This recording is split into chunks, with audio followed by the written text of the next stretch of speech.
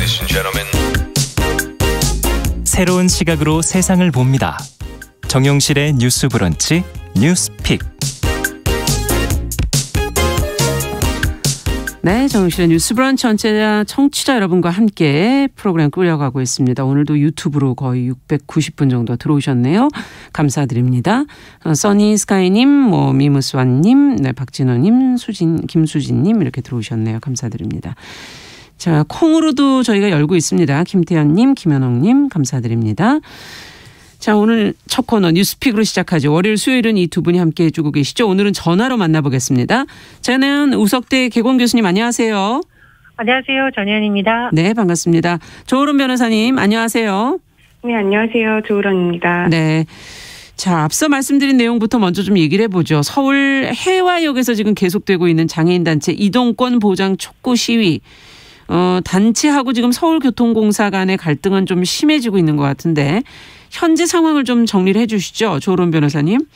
네, 언론 보도에 따르면 이제 작년 12월 6일부터 전국 장애인 차별 철폐연대가 서울 지하철 일대에서 출근길 시위를 2달이 넘도록 이어가고 있습니다. 네. 이제 해화역 이런 주요 지하철역 승강장에서 장애인분들이 휠체어를 출입문 사이에 끼우는 방식으로 시위를 진행을 하고 있는데요. 네. 이러다 보니까 지하철 운행이 늦어지면서 여러 가지 불편들이 발생을 하고 있음에도 불구하고 시위가 2달 정도 계속 이어지고 있는 거죠. 네. 그런데 이분들이 지금 요구하고 있는 것은 그 장애인들의 이동권, 교육권, 노동권 그리고 탈시설 권리의 보장입니다. 네. 좀 더 구체적으로 말씀을 드리면 네. 지금 관련 법령이 제정이 돼 있기는 한데 이 부분에 대한 예산 관련 그런 규정이라든지 정책들이 미비하다 보니까 이런 것들을 좀 책임져 달라 이 목소리가 하나가 있고요. 네. 또 하나는 대선 후보자들에게 장애인 권리 예산을 보장하는 어떤 약속을 해달라 이렇게 크게 두 가지로 나누어 볼 수 있습니다. 네. 그런데 이렇게 시위를 하다 보니까 시민들도 불만의 목소리가 나오고 있고 또 서울교통공사 입장에서는 그 이미 국회에서 저상버스 도입을 의무화하는 교통약자 이동편 증진법 개정안이 통과가 돼 있어서 네. 이미 어느 정도 이 시위가 성과를 이뤘다라고 하고 있고요. 또 이런 집회 때문에 민원이 증가를 하고 또 제일 중요한 게 또 안전사고잖아요. 그렇죠. 안전사고 우려가 높아지고 있으니까 좀 지양해달라라고 요청을 하고 있는 상황입니다. 그래서 나아가서 이 시위가 계속되다 보니까 서울교통공사가 이제 작년에 네. 이 단체를 상대로 고의로 열차 운행을 지연시키는 불법 행위라고 해서 3천만 원 상당의 손해배상 청구를 지금 서울중앙지방법원에 제기한 상황이고요. 예. 경찰도 이런 단체 그리고 그 단체의 대표에 대해서 집시법 위반, 일반교통방해죄, 감염병 예방법 위반, 일반교통방해 혐의를 현재 입건을 한 상황입니다. 네. 자, 지금 장애인 차별 철폐연대가 이제 요구하는 내용과 또 서울교통공사 측의 입장 이런 걸 좀 정리를 해주셨는데요. 이 장애인 철폐연대 쪽에서는 손해배상 청구 소송 취하를 지금 요구하고 있고 또 서울시의 모든 그 역의 동선을 좀 확보하겠다는 약속을 지키지 않은 것에 대해서 지금 사과를 요구하고 있는데. 이에 대해서는 서울교통공사 쪽에서는 좀 굉장히 무리한 요구다 이렇게 반응을 보이고 있거든요.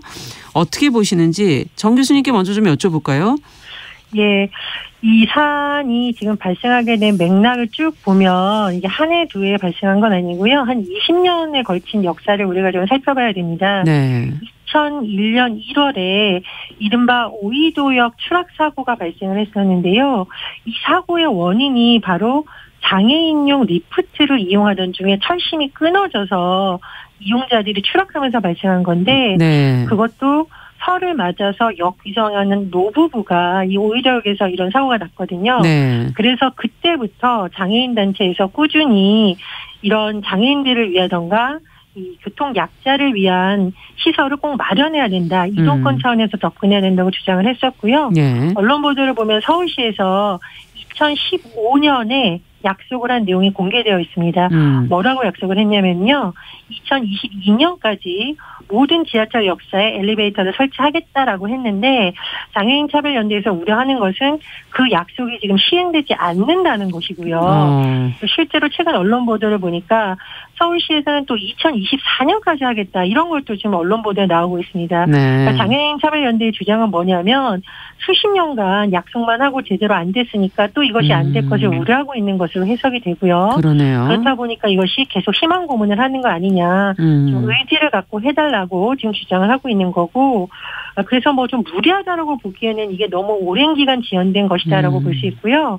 두 번째로 제가 짚고 싶은 점은 지금 우리 장애인뿐만 아니라 뭐 노약자라던가 임산부라던가 그렇죠. 네. 아직 계단을 오르내리기 어려운 나이 어린 영아들 보면 엘리베이터 타고 지하철 역사 오르내리고 있잖아요. 네네.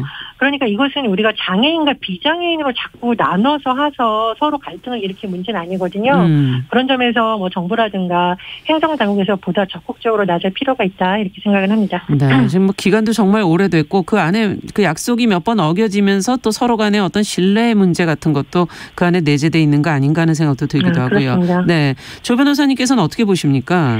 저도 교수님 말씀에 적극 공감을 하고 있습니다. 예. 이게 뭐 교수님께서도 짚어주셨지만 20년이 넘게 지금 이 단체의 대표가 이 운동을 시작한 지도 21년이나 되었다고 해요. 네. 그래서 이제 겨우 어떤 법도 시행이 되고 하고자 하는 건데 작년에 법 시행이 되려면 사실 우리가 법만 만들어 놓고는 안 되지 않습니까? 그렇죠.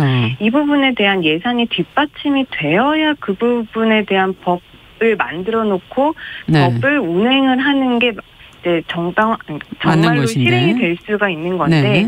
지금 이게 가장 문제가 되고 이번 시위에 있어서의 핵심적인 내용은 법은 만들어놨어요. 네. 보조금을 지원하기로 한 법은 만들어놨는데 지금 시행령에 보면은 보조금과 관련해서 이런 장애인 이동권 예산 근거가 명확하지 않다라는 겁니다. 더 정확하게 말씀을 드리면 네. 이게 법에서는 이것을 해야 한다라는 의무 조항으로 두고 있는데 네. 시행령에서 이게 지금 할 수 있다. 그러니까 예산을 지원할 수 있다. 이런 식으로 좀 이미 더 규정이 가볍게 되어버린 거죠. 네. 그렇게 된다면은 사실상 법에서 보호해 놓은 그런 권리들이 예산 같은 것들이 확충되지 않고 예산에 대해서 재량적으로 규정을 해 놓아버린다면 단순히 금액도 그냥 뭐 실제로는 뭐 100억이 들어가야 된다고 하면은 단돈 뭐 1억이나 그보다 훨씬 네. 적은 금액을 해놓고도 이게 법이 아니면 뭐 시행령이 지켜진 것이 아니냐 이렇게 주장을 할 수도 있고 그렇죠. 또 재량 규정으로 해놓다 보면은 뭐 다른 사정에 의해서 안 하는 그렇게 또 후순위로 밀려버릴 수 있다라는 점을 우려를 해서 지금 이 단체에서 시위를 하고 있는 것으로 보시면 될 것 같고요. 네. 지금 교수님께서도 말씀을 하셨지만 지금 이 문제가 비장애인과 장애인의 문제로 보지 않았으면 좋겠습니다. 실제로 이번에 이런 시위 때문에 많은 시민들이 불편을 보신 거는 사실인데 그렇죠. 그 불편을 입은 시민들이 또 이 단체를 찾아가서 욕설을 하거나 폭력적인 모습을 보이면서 이 단체와 시민 간의 싸움으로 번지고 있는 양상도 지금 보이고 있는 거거든요. 네. 그렇기 때문에 국가 입장에서 본다면 뭐 장애인, 비장애인 이 사람들의 문제가 아니라 모든 구성원들이 조화롭게 살 수 있고 또 장애를 가지신 분들도 최소한의 권리를 넘어서 인간답게 살 수 있는 권리 측면에서 이 이동권을 바라본다면 이 부분에 대한 예산이라든지 시스템이라든지 이런 거를 국가가 좀 더 촘촘히 잘 만들 수 있지 않을까 그렇게 생각을 합니다. 그러네요. 지금 뭐 그 어쨌든 법이 되더라도 그것이 시행이 되고 실행이 되려면 예산이나 그것에 대한 우선순위 같은 것들이 어떻게 되느냐에 따라 또 달라지니까 그 부분에 요구가 있는 것이고 지금 말씀해 주신 것처럼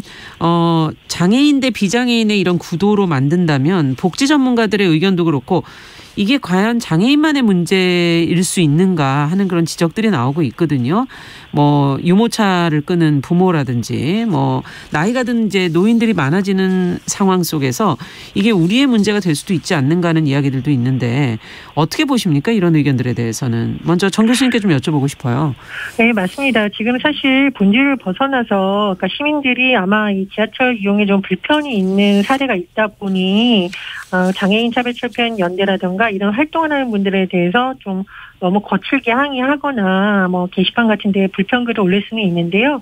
본질적인 문제는 그게 아니라는 거를 지금 변호사님도 말씀해 주셨는데 저도 좀 강조를 하고 싶고요. 네. 그리고 지금 이제 소송 문제 때문에 아마 더 양측의 감정이나 이런 게 좀 격해진 것이 아닌가 싶습니다. 근데 우리가 지금 뭐 장애인 문제라든가 또는 사회적 약자 문제에 있어서 소송이 해결 방법이 아니라는 것은 우리 방송에서 다룬 여러 아이템에서도 나오잖아요. 네. 그래서 뭐 중립적인 기구 통해서 갈등 조정을 해야 되고 사실 그 역할이 정부와 행정기관의 역할이라는 얘기가 누누이 나오고 있는데 저도 좀 그 의견에 공감을 하고요.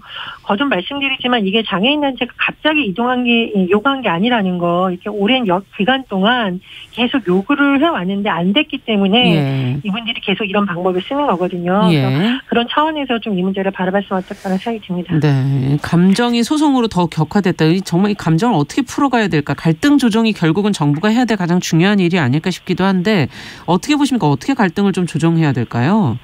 교수님 말씀하신 대로 이 갈등 조정이 지금 민간에서 해결되기라고 기대하기는 좀 어렵거든요.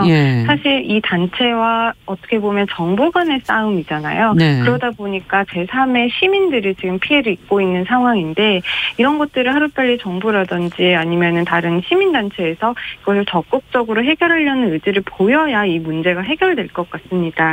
사실상 지금 이게 법적으로 소송이 진행이 되고 또 형사 고소가 이루어져서 입건이 되어 있는 이런 상황이 사실상 법적으로 보면은 맞을 수가 있겠죠. 법에 의해서 뭐 어긋나는 점은 지금 이 뭐 소송을 하지 못하고 뭐 형사 입건이 안 되는 문제는 아니잖아요. 형사 입건이 가능한 문제고 소송도 가능한 문제지만 교수님께서 말씀하셨다시피 이것을 소송으로 가는 것은 그렇게 바람직한 문제 해결 방법은 아니라고 생각하는데 적극 공감하고 있습니다. 네, 해결 의지가 얼만큼 있느냐 그리고 이걸 결국 소송으로 하는 과정에 감정은 더 격화되지 않겠는가 하는 그런 우려도 되네요. 2123번님께서는 지하철 없는 지방에 사는 장애인들의 이동에 대해서 지적을 해주셨는데 더 답답하지 않겠는가. 택시와 같은 그런 어떤 편의시설도 좀 많이 확충해주면 좋겠다 하는 의견을 주셨고요. 4222번님께서는 나이 드시니까 장애인뿐만 아니라 다 같이 힘들다 이런 의견도 주셨고요. 송문박님께서는 지금 장애인분들의 통행권을 보장하고 불편을 좀 이해해야 되지 않을까 하지만 또 출근 시간에 하는 방법 말고는 방법이 없겠나 뭐 이런 지적도 좀 해주셨습니다. 자, 두 번째 뉴스로 좀 가보도록 하죠. 지금 직장 내 성희롱으로 회사를 그만두는 분들이 많은데 고용보험 상실 사유에 이 문제가 이제 반영이 되지 않고 있다 이런 지적이 지금 나오는 기사가 나왔어요. 어떤 내용인지 좀 들여다보면서 어떤 개선 방법이 있는지도 같이 한번 모색해 보겠습니다. 정 교수님께서 좀 정리해 주시겠어요? 예, 이게 참 안타까운 현실인데요. 직장 내 성희롱이라든가 성차별 문제에 대해서 문제 제기를 했을 경우에 그런 행위를 한 가해자가 사실은 거기에 맞는 조치를 받는 것이 아니라 오히려 이런 문제 제기를 했던 피해자들이 회사를 하는 경우가 있잖아요. 그래서 문제인 경우에는 그런 사례가 얼마나 있는지 이런 사람들의 피해를 최소화할 수 있는 방법이 있는지에 대해서 사각지대가 있다는 지적이 나오고 있습니다. 예를 들어서요. 지금 우리가 이제 어떤 근로자가 회사를 그만두면 인사 담당자가 고용보험 상실 사유 코드를 이렇게 기입하게 되어 있습니다. 이 코드를 보면서 여러 가지 통계가 잡히는 건데 그 코드 안에 직장 내 성희롱으로 인한 대사 코드가 아예 없다 보니 여기에 대한 실태 조사가 일단 없다라는 거고요. 지금 실제로 한국여성정책연구원이 이제 별도로 연구를 한 건데요. 2019년 3월 8일부터 2020년 3월 7일까지 이 고용노동부에 접수된 성희롱 성차별 익명 신고센터 사례를 579건을 분석했더니 오히려 사건 이후에 사직서 제출하거나 해고를 당한 경우가 전체 25.3%라고 합니다. 그러면 오히려 피해자들이 또다시 직장을 그만두거나 해고되는 것이 10명 중에 4명 정도라는 거고 있고요. 그리고 더 심각한 실태조사 결과도 있는데 서울 여성 노동자회가 2016년 설문조사에서는 성희롱 피해자의 72%가 퇴사했다라고 합니다. 그래서 사실은 이런 문제를 정확하게 파악하려면 정확한 통계라든가 또 회사에서 이런 일들이 얼마나 빈번하게 일어나는지 알려면은 이런 통계부터 제대로 잡힐 수 있는 제도가 마련돼야 된다. 그렇습니다. 그래서 고용보험 상실 사유 코드에 직장 내 성희롱을 추가하는 방안에 대해서 필요하다는 지적이 하나 나오고 있고요. 두 번째로는 고용보험 성실 사유 이건 또 중요하지만 실업급여 문제로도 이용이 되거든요. 그렇죠. 근데 이제 자발적으로 회사를 그만뒀을 경우 실업급여를 받으려면 13가지 사유에 물론 성희롱이라든가 직장 내 괴롭힘으로 인한 사유가 있는데 문제는 제가 말씀드렸듯이 이거를 증명하는 과정에서 마땅한 수단이 그렇게 많지 않다라는 겁니다. 그러니까 분쟁이 발생했다 또는 분쟁이 결론이 났다라는 것을 다시 고용노동부에서 확인하는 절차가 있는데 이런 경우에 회사에서 이것에 대해서 꼭 해야 될 의무 규정이나 이런 것도 없다 보니 또 지금 말씀드렸던 통계로 잡히지 않는 상황이다 보니 여기에서 또 피해자들이 조용히 그냥 피해를 감수해야 되는 경우로도 이어질 수 있다라는 거죠. 네. 제도적으로 이런 부분의 개선이 필요하다라는 주장이 제기되고 있습니다. 네, 그렇군요. 지금 먼저 우선돼야 될 건 지금 실태조사 너무 차이가 많이 나서 앞서 여성 노동자회에서 한 것과 또 여성단체에서 지금 조사한 내용이 전혀 달라서 이 실태조사부터 제대로 해야 되지 않을까 하는 생각도 드는데 어떤 것들을 개선해야 될지를 좀 들여다보시고 두 분이 좀 제언을 해 주시죠. 조은 변호사님께서 먼저 좀 해 주시겠어요? 일단 어떤 정책을 발전시키려면 그 부분에 대한 전수조사가 이미 선행되어야 어떤 정책을 발전시키는 게 가능해지잖아요. 네. 지금 교수님께서도 지적을 하셨지만 지금 전수조사나 실태조사가 제대로 이루어지지 않고 있는 상황입니다. 그렇기 때문에 이번에 고용보험 그 자격 상실 코드에 이런 성희롱 같은 코드를 따로 하나 생성을 해서 이게 통계로 잡힌다면은 이 부분에 대한 심각성이라든지 앞으로 이 부분에 대한 보호라든지 정책을 어떻게 할지 구체적으로 세울 수가 있을 것 같고요. 그러네요. 제 생각에는 이 직장 내 성희롱 같은 부분은 아직까지도 많이 인식이 달라졌다라고는 하지만 실제로 피해를 입으신 분들을 제가 상담을 하고 사건을 진행을 하다 보면 아직까지도 정말 많이 힘들어하십니다. 그리고 교수님께서도 지적을 하셨지만 이게 성희롱 문제가 일어나면 그 가해자가 퇴사를 하는 경우는 정말 거의 없고요. 대부분이 이제 피해자가 성희롱에다가 성희롱을 직장 내 이제 어떤 그 감시센터에다가 문제 제기를 하면 거기서 감시센터에서 잘 조율을 해서 해결을 해주는 것이 아니라 오히려 그 직장 내에 소문이 일어나게 되고 그 감시를 하고 중재를 하는 그 직장 내의 기관도 사실 웬만하면은 그 회사의 이미지가 손상되지 않도록 하는 입장이 많잖아요. 그러다 보니까 적극적인 피해 구제라든지 피해자 보호보다는 이 사건을 아직까지도 좀 어떻게 덮고 가고자 하거나 아니면은 조금 더 조용히 해결을 하고자 하는 움직임이 있습니다. 근데 이렇게 하다 보면은 피해자는 그 회사에서 더 이상 일을 하기가 어렵습니다. 실제로 제가 사건을 하고 있는 경우도. 어떤 A씨 같은 경우에도 실제로 이분이 성희롱을 당하고 바로 다음날 신고까지 했어요. 회사에도 신고를 하고 경찰에도 신고를 하고 그런데 결국에는 이분이 자발적으로 퇴사를 하셨습니다. 왜냐하면 누구도 나가라고 강요는 하지 않았지만 사실상 피해자와 가해자가 정확하게 분리가 되지 않는 그런 업무 환경이라든지 아니면 그 직장에서 소문이 도는 그 상황들을 사실 이 피해자분이 혼자 오롯이 지켜내기는 정말로 어려운 것 같더라고요. 그렇기 때문에 이번에 그 고용보험에서 직장 그 고용보험 상실 사유에 성희롱 코드가 하나가 추가가 된다면 이런 부분에 대한 전수조사가 확실히 이루어질 것 같고요. 그렇게 되면은 보다 나은 피해자 보호 절차라든지 그런 시스템이 좀 잘 정착하지 않을까 싶습니다. 네, 정 교수님께서도 부족한 부분이 있다면 어떤 식으로 좀 개선해야 될지 좀 들여다봐 주시죠. 그러니까 공공과 민간이 조금 다를 수 있다고 생각을 하는데요. 공공기관 같은 경우에는 감사라든가 여러 가지 과정에서 자료 요구가 오면 피해자 신원보호에 한해서 또 자료가 제출이 됩니다. 그래서 일부분 잡히는데 민간 같은 경우에는 그런 게 별로 없잖아요. 그래서 일부 전문가들이 제안하는 게 회사 인원과 근로자가 사직서에 쓴 사유를 의사팀이 이사회에 보고하는 방법을 제안을 해주시더라고요.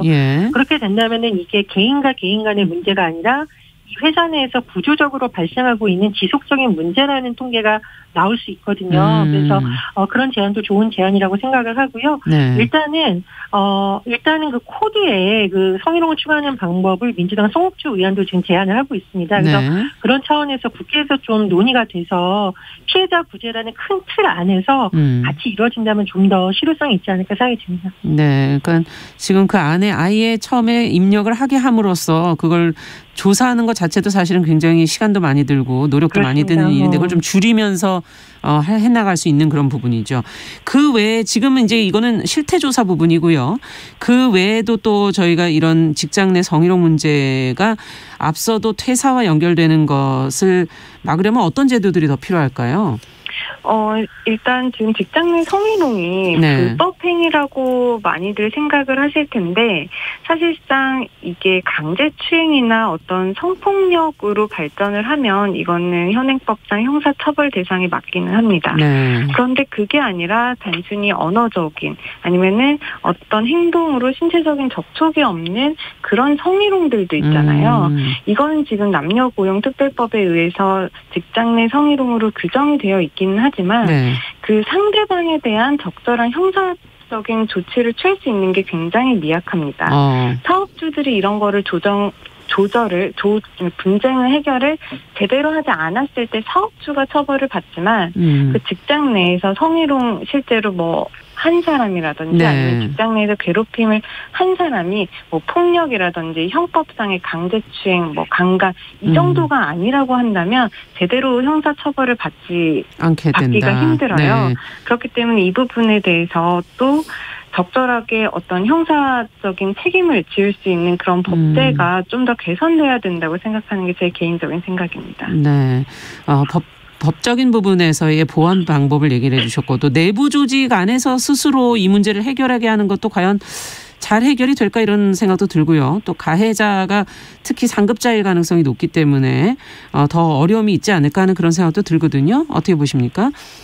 네, 맞습니다. 그래서 요즘 조직 내에서 아마 전문가들한테 컨설팅을 받는다던가 지속적으로 교육 제도를 많이 강화하고 있는데 그런 부분을 통해서 좀 문화가 많이 바뀌어야겠고요. 네. 그리고 이게 작게는 내 주변에서 이런 일이 발생을 했을 때 그 부서, 그 동료들이 취하는 태도가 굉장히 중요하거든요. 네. 대부분 견디지 못하고 퇴사하는 경우에는 아마 주변에서부터 본인을 오히려 피해자를 비난하는 문화가 많이 영향을 미친 것으로 보입니다. 그래서 그런 부분에 대한 개선도 지금 절실한 상황이라고 봅니다. 네, 조직 문화의 한 개선도. 가지만 더 말씀을 드리면 이제 그 노동위원회를 통해서 직장 내 성희롱이 지금 해결 가능성이 열리고 있습니다. 그러니까 혹시라도 뭐 들으신 청취자분들 중에 직장 내 성희롱으로 고통받고 계신 분들은 회사에 적절하게 말을 못하겠다라고 하면은 제3의 기관인 노동위원회를 한번 두드려 보시는 것도 좋은 해결 방법이 될 수 있을 것 같습니다. 네, 감사합니다.